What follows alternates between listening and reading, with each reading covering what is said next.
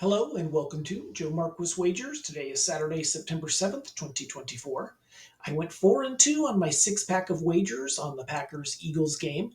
I was one rushing attempt from Josh Jacobs and one reception from Saquon Barkley away from a perfect night.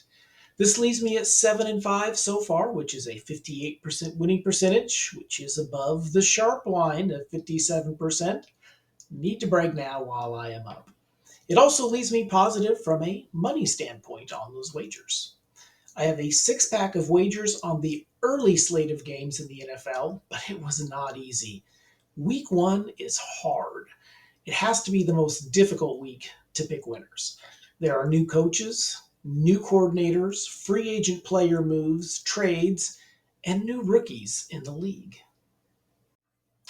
The New England Patriots are visiting the Cincinnati Bengals. Drake May is not starting in this one.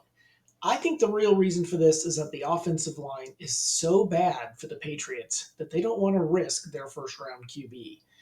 When the O line is bad, running backs and tight ends become the QB's best friend. I went with tight end Hunter Henry. I played him to exceed his receptions prop of 2.5 on Bet365 at minus 140.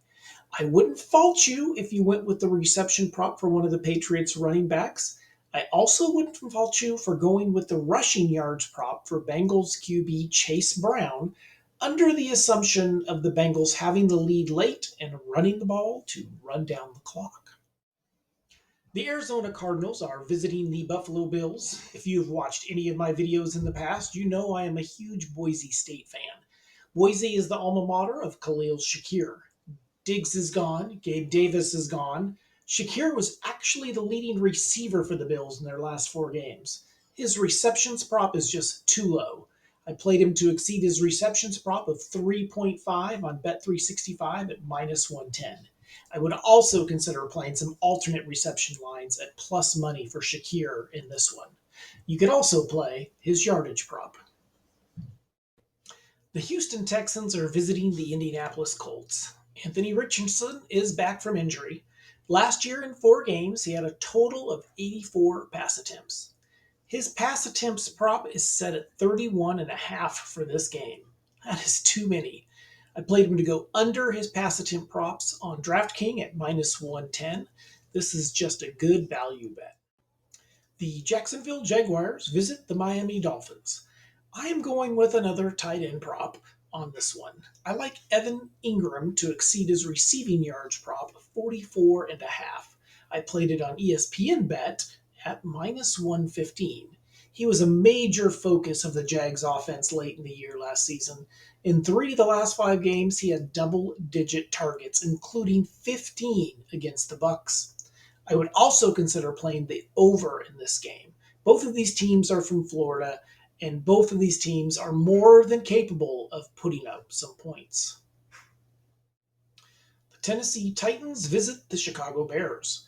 Caleb Williams was the number one overall pick in this year's draft. He is the starter for the Bears. Tight ends are the best friend of young QBs. They are big targets and are often the outlet receiver. Cole Kmet's yardage prop is set too low. I played him to exceed his yardage prop of 21.5 on Bet365 at minus 110. He could exceed this number with just one reception. The Minnesota Vikings are visiting the New York Giants. The Giants ranked 28th in rush defense last year. The Vikings picked up Aaron Jones in the offseason. Sam Darnold is only effective when his offense has balance. The Vikings are going to want to run the ball. Jones' yardage prop is just too low.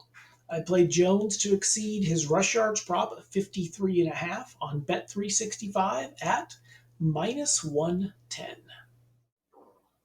If you parlay these six wagers together, it comes in at plus 4,157 on Bet365. Thank you for watching. My next video will be out later today to preview the Sunday afternoon games. If you haven't already, please subscribe to my channel, Joe Marquis Wagers. If you have already subscribed, thank you, and please share my channel on all of your social media platforms. Good luck on all of your wagers, and remember, when it comes to wagering, there is no such thing as a lock.